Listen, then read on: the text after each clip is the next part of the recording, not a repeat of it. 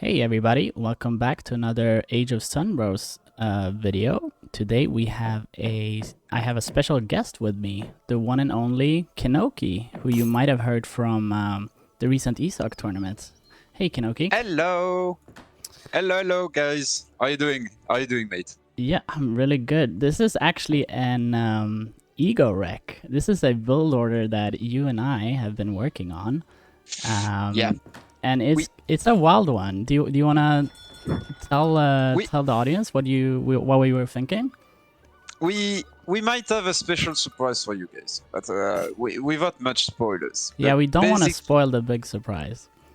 basically, we were working on an anti-GMT build order, and from that anti-GMT build order came out a gem, something special that we want to showcase to you right now. So, Madonna, tell us, how does this matchup usually play for you when you don't go for this specific build? What do you try to do in this matchup? Like, do you have any idea? Like, how does the matchup pilots itself? Yeah, so what I usually try to do is try to do some kind of timing attack on Portugal while they're trying to do their whole fast fortress timing. But the thing is that Portugal, they age up so quickly. They can age up at like 6 minutes, 6:30, something like that. 6:30, yeah. Yeah, and then they just ship the organs or the helps, and after that, it's pretty hard for you to try to punish that. Yeah. So basically what happened, guys, is that like either the Portuguese guy is a bit sloppy, or you are lucky and you manage to really catch the organ as soon as they get out of the TC, and there is no town militia or anything to stop you from doing that. Or you're not, and the organ guns are going to clean any colonial army that you're going to throw at them, basically. And that's a way that you were frustrated to play, basically, because you felt like the game wasn't really in your hands, if I'm correct. It was like a bit of a 50-50.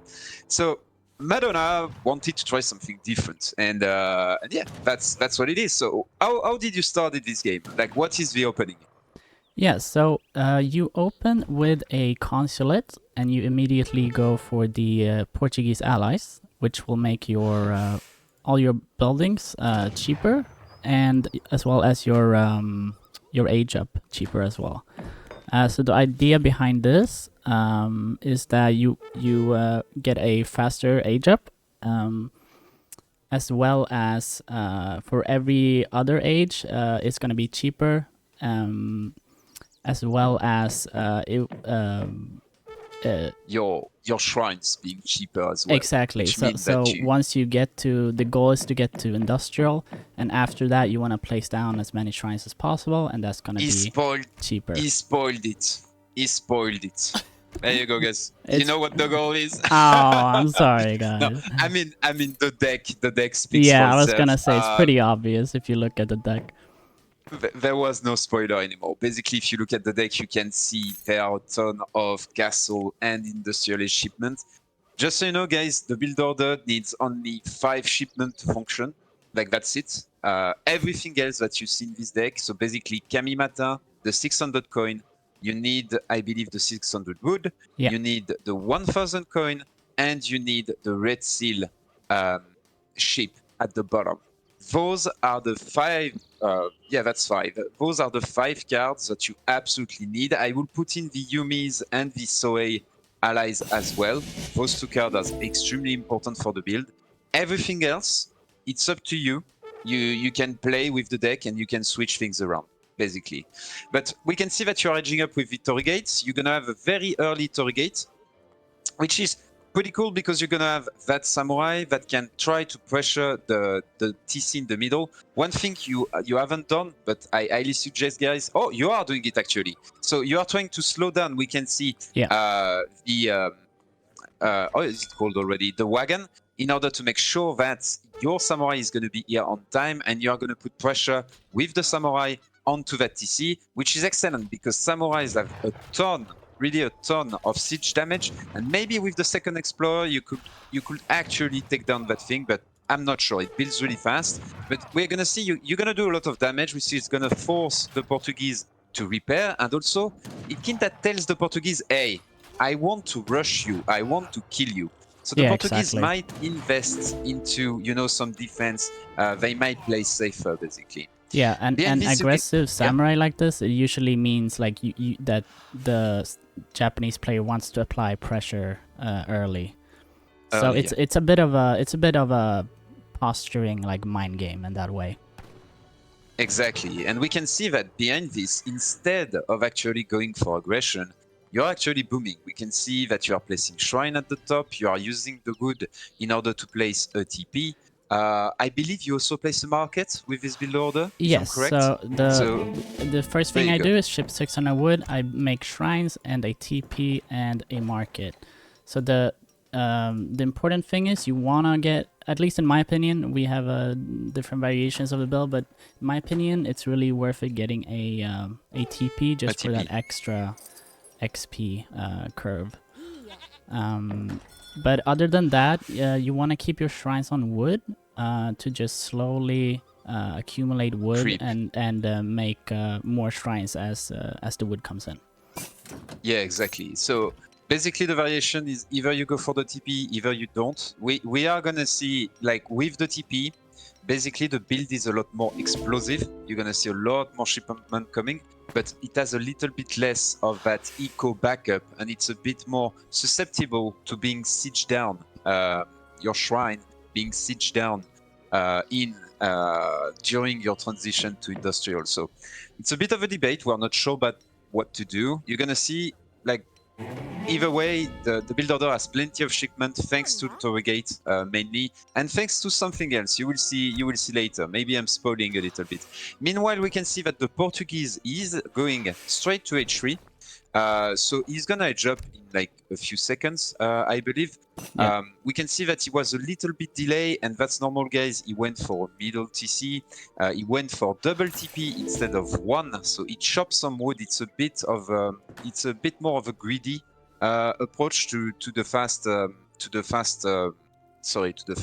castle, but likely a safe approach. Can we see the Portuguese deck? I just want to Yeah. check something. Okay, so he hasn't cheap town militia, but that's something that that could have been another reaction. For example, shipping town militia right there. Yeah, for sure. He didn't though. So he's going up to Fortress Edge, a bit slow once again, but that's normal. He used that time in order to get the second TP. He used that time to get a forward TC as well. So it's normal that he's a bit slower at that point. The good thing about or like in this matchup, you can almost be certain that the Portuguese player will not do any kind of pressure in H2 because at least when you see a deck like this, Like this. yeah, it's like Yeah. these crossbows, they're only gonna be used for a defensive defense. play. Yeah, so I felt completely secure in my ability to just do a naked fast fortress myself. So you see, I actually age up almost the same time as him, which Yeah. is quite So unusual. So that's not something that is going to happen every time you do this build order, guys, simply because the Yeah. Portuguese might not go for that market in Colonial. He might not do everything he did in Colonial with the double TP, etc., etc. But one thing to point out is that now Portuguese is going to have a much better eco than your average Portuguese build order, basically, and much more shipment than your average Portuguese build order. So that's actually, like, versus non-aggro, I would say this is a better Portuguese build order than the usual for what you're doing, basically. We can see that you edge up with the Shogunate. Shogunate is going to give us two things. It's going to give us XP, which is extremely important for this build order because we want that coin, and it's going to give us that Daimyo. That Daimyo is as well extremely important because it's going to give us the ability to ship units forward. It's going to give us the ability to train units forward or anywhere, basically. So at that point, even if we have only the racks from the Torii gates, we actually have two production building and one can move and reposition constantly, which is very, very important for that kind of build order. It's safe, basically. Yeah, so the great thing about this strategy is that you can actually adapt at this point. So let's say that the Portuguese player is actually gonna would push my base with organs. I can skip one of these 2 coin crate shipments and instead ship units like Yumi or 2 flaming arrows, as well as Naginatas, and I can make units from 2 different places. So it's quite flexible. You can adapt, but the goal is to go straight to industrial if you have no pressure, as I have experienced here. But we can see that the Portuguese player is he's pressuring all of my shrines, which is what you want to do. So he's doing pretty much like a textbook example of what you want to do. He has been constantly producing villagers from all of his town centers, as well as siege down at least 2 shrines here, I believe. He's gonna get these 2. So he's doing a good job. And now he's shipping organ guns as well. So you could argue that maybe the organ guns should have been shipped earlier. Or that he should have just pushed my base right away. But, you know, hindsight is 2020. And now we see that I have successfully aged up to industrial. And the first thing I'm gonna do is to send the red seal shipment. And that is gonna turn all my coin into a lesser amount of export, as it says right here.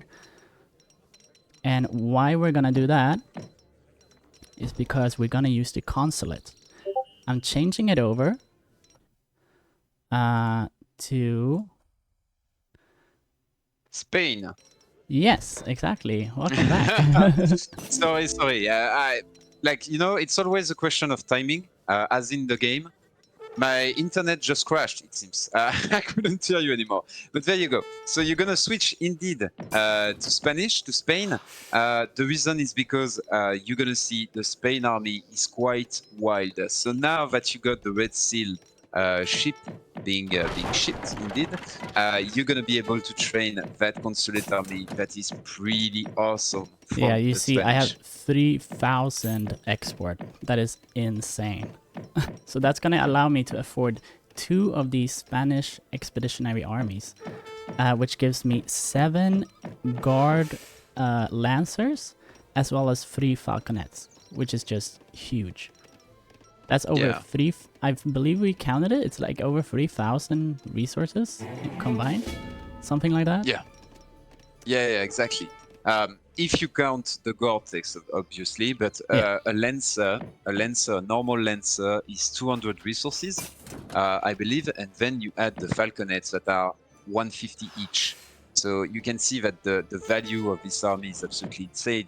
It's around 3k indeed, and when you add the upgrades, it's even better. Yeah, it's shadow tech as well as they are, what is it, 10% better? Plus 10%. Yeah, it's because they're consulate units.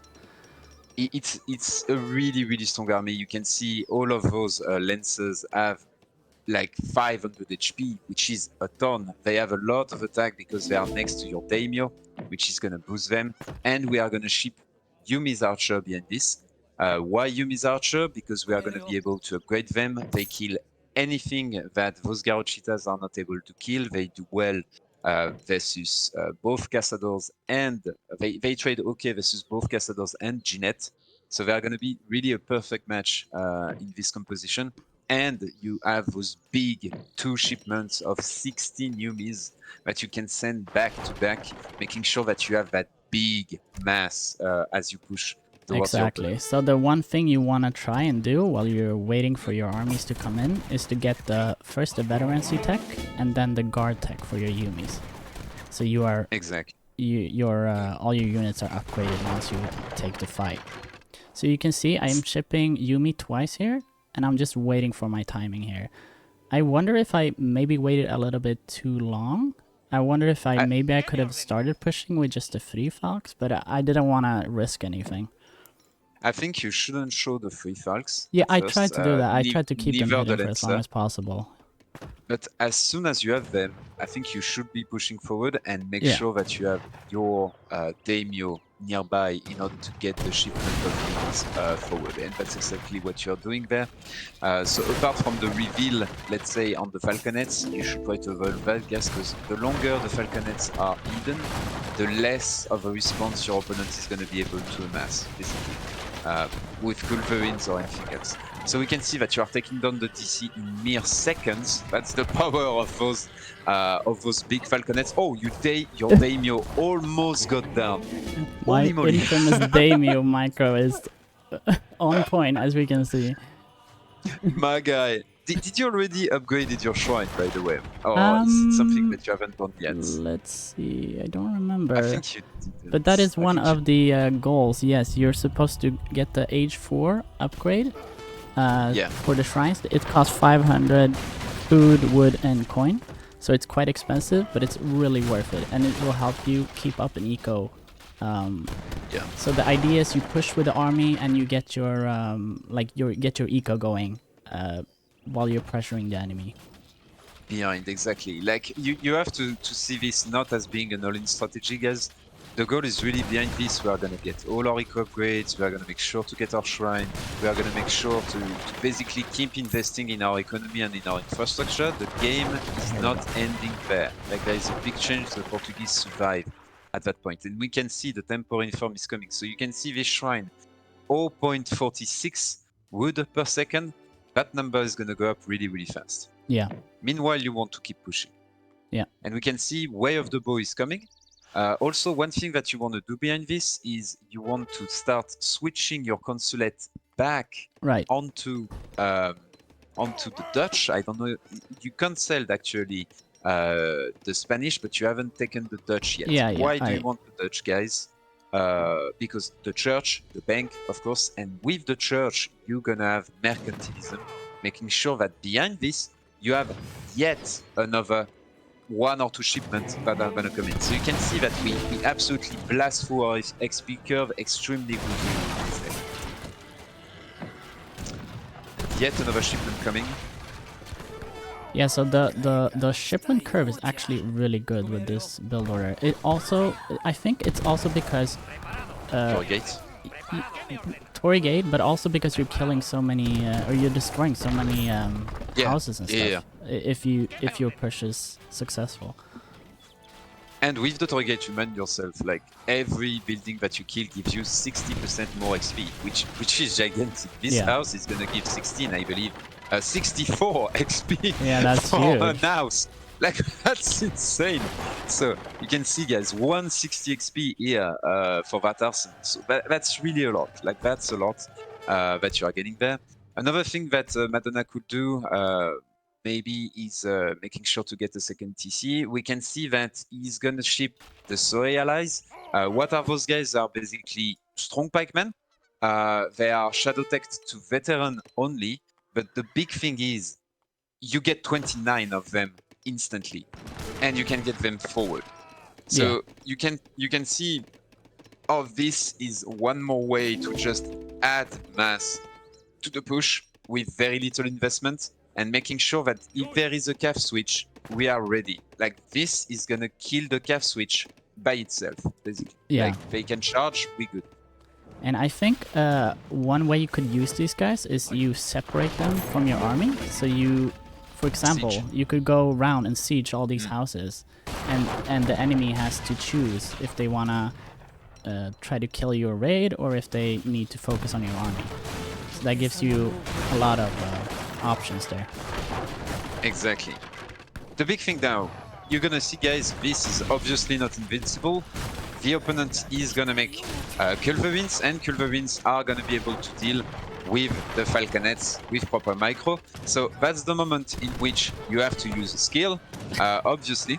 So like with any build, but that's the tricky part. You're gonna see. Yeah.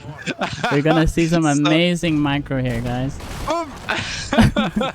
So already one falconet being picked off, 2 falconet on low HP, and at that point, so one of the big things is at that point you want to push with your infantry. Basically, you want to force the Look at this! I messed it up so bad.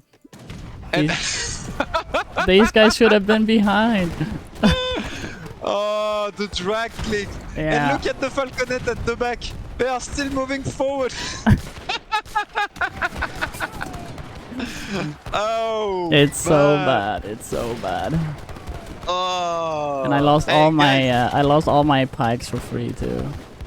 guys, if you were wondering, do I need skill in order to execute this strategy? No. Apparently yes, but maybe no. If Madonna managed to win, you don't need any skill. But you can see the Portuguese is gonna clean up, obviously, because like the Macron is part. Sorry, Madonna, but I have to. The Macron is part was way better when it comes to his artillery. I think my Falcons killed like 2 Minutemen, and that's it. Yeah, exactly. But hey, that was a fight. That was a fight right there. And on top of that, you have the 2 heavy cannons to make sure that this is a cleanup when there is only 5 Yumis left, you know. But that's what we meant, guys. By this build order is not all in. Madonna, can you switch back to you? So we can see that behind this, Madonna, he has eco, he has way enough production building to basically bench Yumis 24/7. And he's gonna be able to make sure that the fight, like the game, didn't end there. Basically, you have to make sure that your strategy has some power behind. So that's what I meant by maybe one way to improve his build order even more will be to make a second TC after you get the upgrade for your shrine. Make a second TC. Maybe that could be one way to improve that build order in order to make sure that you get even more eco basically behind For sure, push. because you're gonna fall behind in like villagers compared to the Portuguese player, obviously. Yeah.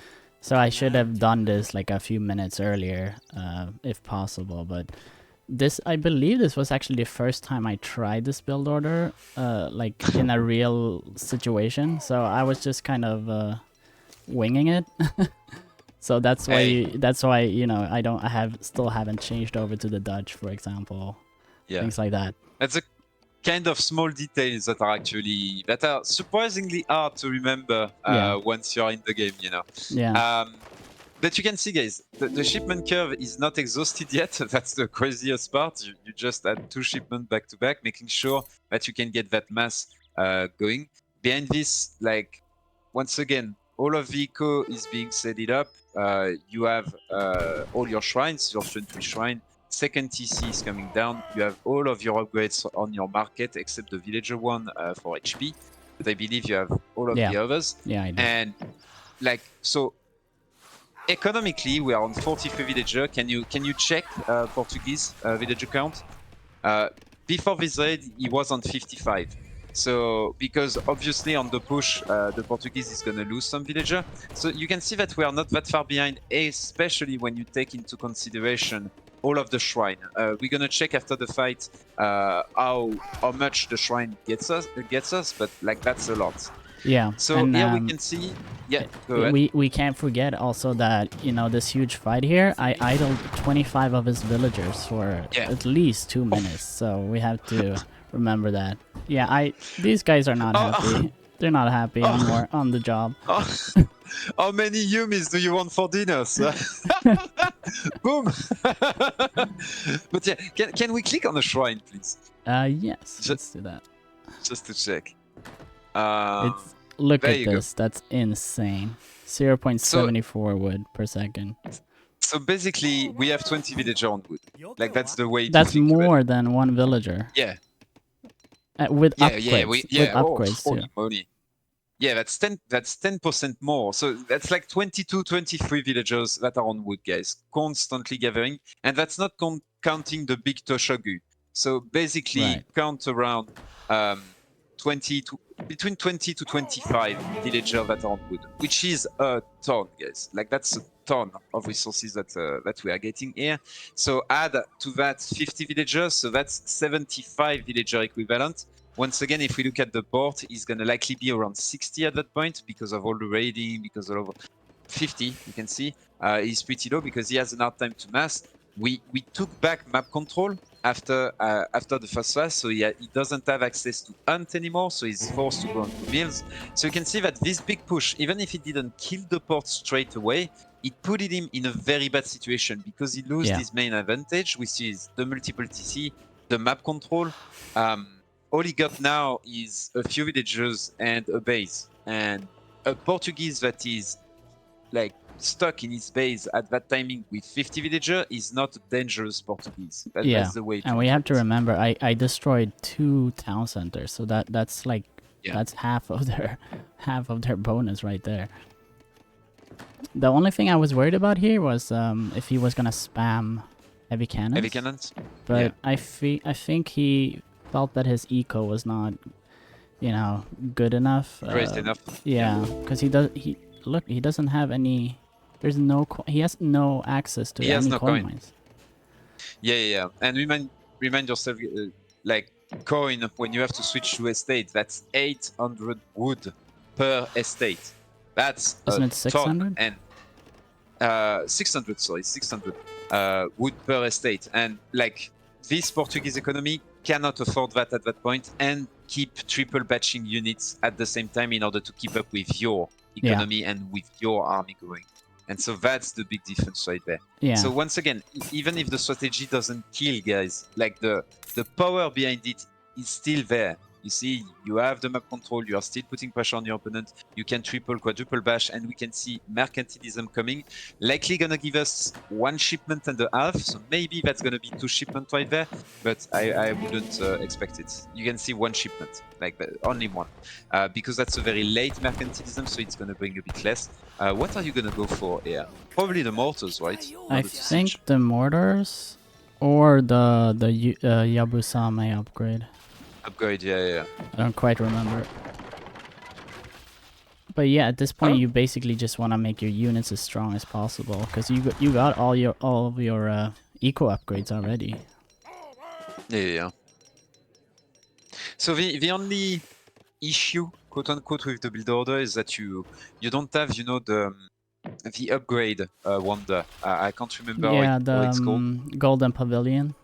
Exactly. You don't have the Golden Pavilion, but remember, guys, with the Dutch allies, we have access to an arsenal. So that's something that we are going to be able to access, an arsenal with the Dutch allies. Yeah, it's right there. If we get just chilling. Madonna, once again, I have to say, big gameplay from you. Thanks a lot. Really showcasing the best of gameplay here on Age of Sunbros. I'm trolling because, guys, just to be very clear, this is friendly banter because Madonna is 10 times better than me, okay? I am worse than that. There is a reason he's the one playing in this game, the game you are watching right now, and not me, okay? But yeah, friendly banter because, hey, I have to punch up a little bit, you know? I get it. But it was... I blame you because this is your build order, so I'm just gonna... say all that are mistakes, that it's stuff that you didn't tell me. But yeah, we can see that you're doing an interesting switch that I really like. That was a Naginata switch. I really think it's really good to go into Naginata switch at this point. Sure, there are a lot of G-nets, but it can make sure that you cannot basically like kite. Yeah, I realized that the Yabusame did not trade very well at all, and he wasn't making any melee cav at all. So I was just like, I wanted to keep them around for the potential next fight, cannon fight, or like if he spams heavy cannons. But I don't know. I realized I should just use more Naginatas, which I slowly switched over to. Yeah, I really think it was very smart. It might seem very counterintuitive versus that many Dragoons, of course, but here is the thing. When you are next to the border of the map, if you keep going back, you expose your eco, and Naginatas are going to wreck any eco at that point, you see? So it's like Portuguese is going to have a choice. Either he goes back and loses eco, or he fights, and he has to fight melee units that are going to have a lot more DPS than the CF7. Yeah. And I just have to give a shout out to these mortars. I haven't used these guys a lot, but these are really good. And it's so nice to just ship them to your daimyo like in a forward position and just siege down stuff. Yeah.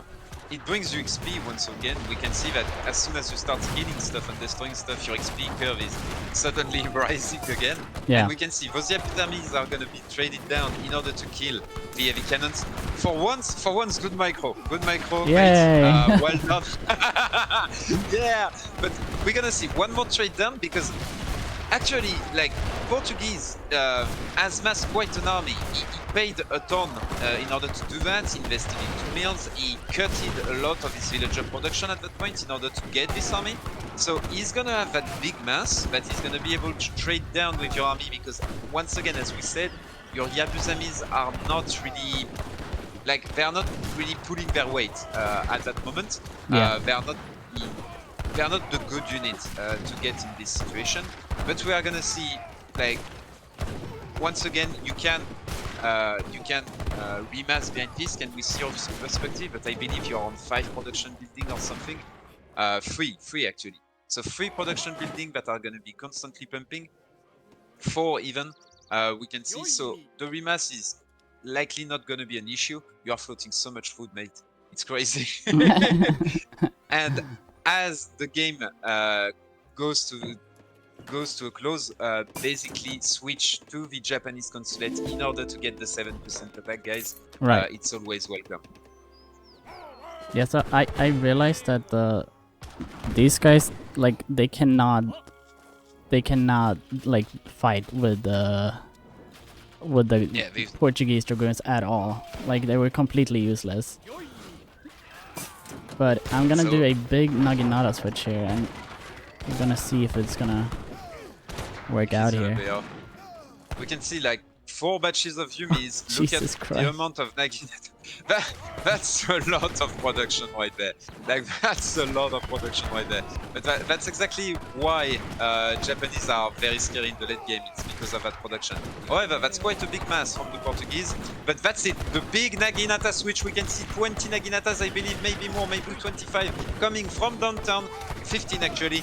And they are gonna charge. And as you can see, the cleanup is gonna start to occur because, sure, they are Ginets, but if the Cazador peel back, then the Yumis can shoot on the Ginet can die, and then the Naginata can try to clean up. So that's it.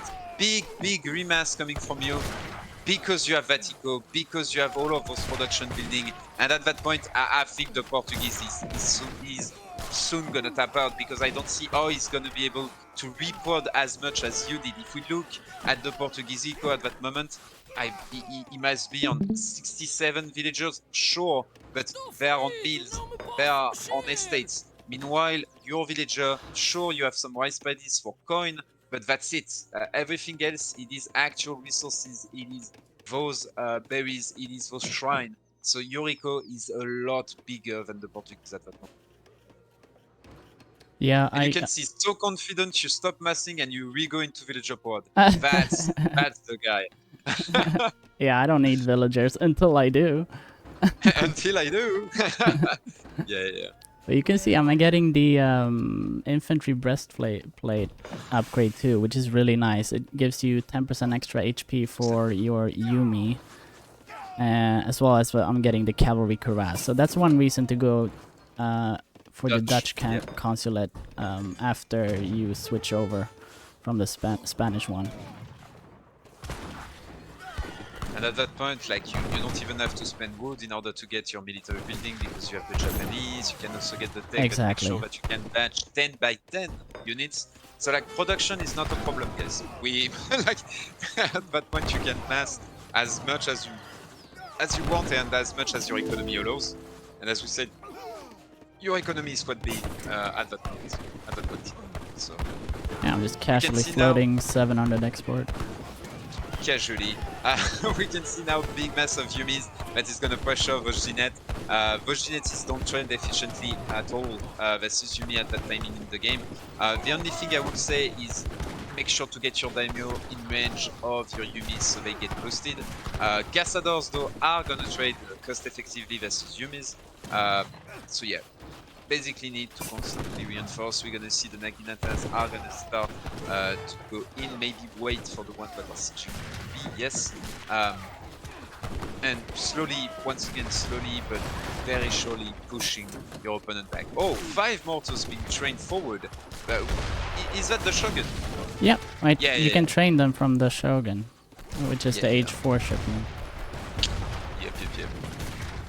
And we can see here now, as we said before, if you push the Portuguese back and back and back, his army is going back, then he's exposing his eco, so you dive into his eco, you kill even more villager, and at that point it's going to be really, really hard for the Portuguese to recover, because remember, he doesn't have access to coin, so without coin, no Cazadors, no Dragoon, no artillery, at least artillery for sure, because those two factories are not going to be enough to keep up production of ABC units.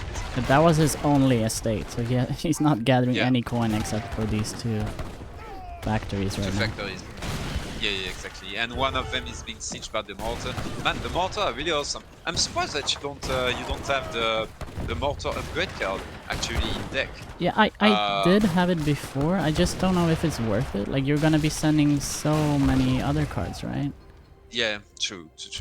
And that's it, guys. Yeah, that's the game. It was quite a different build order, I would say. Yeah. Can we take a look at the graphs just to see a little bit? So we can see villager count. You can see, guys, that indeed the Portuguese is well above us at that timing, but you have to remember that those shrines are coming in play. So we are basically keeping up with the Portuguese.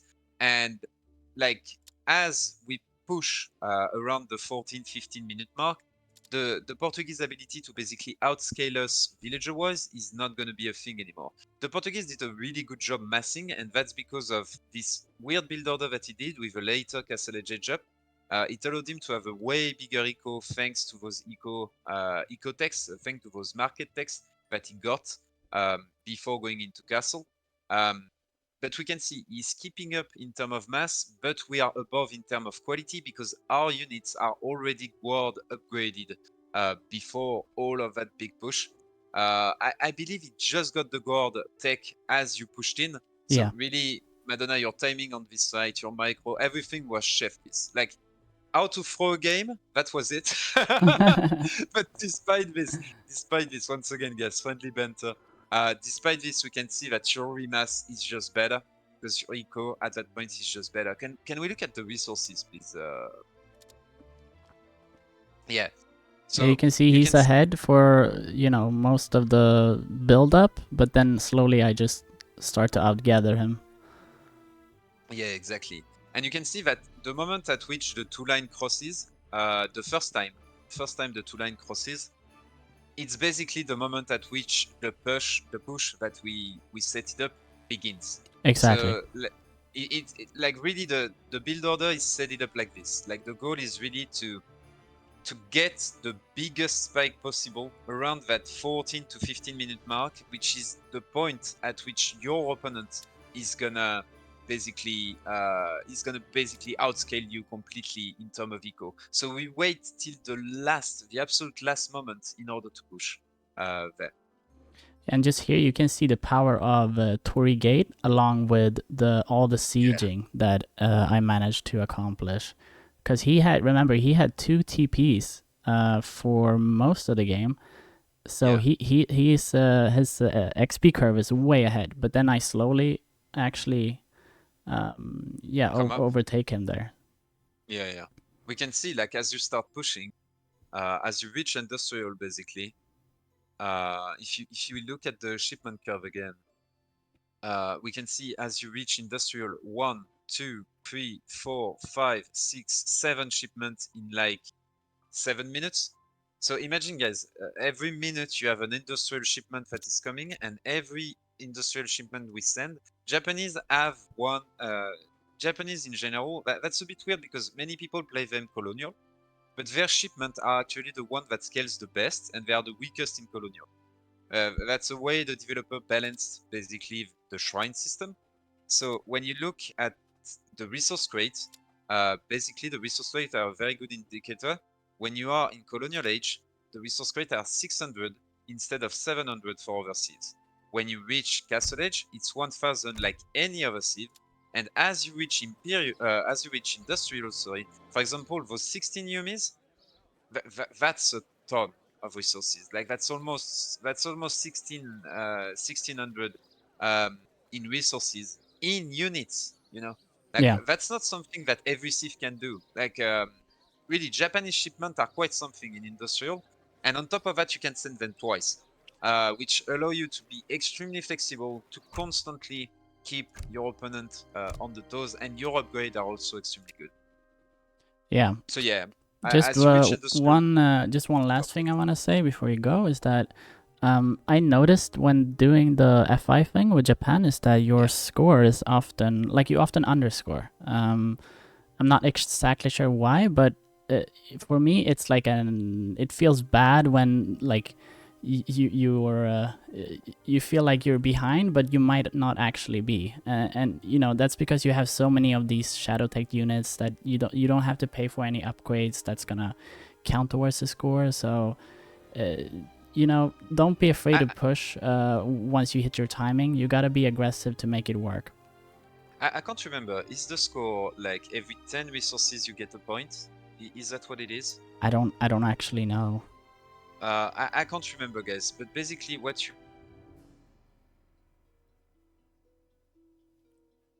I think Kenoki dropped like. again. Or no? Did you? Are you here? No. I think I'm here. Those Garochitas, they are shadow teched. The shadow teched costs 1,000, 1,000. So that's 2,000 resources there. Then we have the field guns. Another 500 tech right there, basically not being counted in your score. Yeah. And also we are on only one production building at the moment in which we push. Usually you're gonna be on 4 to 5 production building. You see, so once again, that's almost 1,000 resources here that are not being counted, and all of that, it leads to your score being, I believe it's almost 3,000 lower than it should be, basically. But you have a mass that is a lot bigger and a lot scarier than your opponent because of that, despite your score being lower. That's the big thing here to keep in mind. So Yeah. don't be afraid to push, basically, guys. It's not because your score is lower at the moment in which you push that you are actually behind. You're not.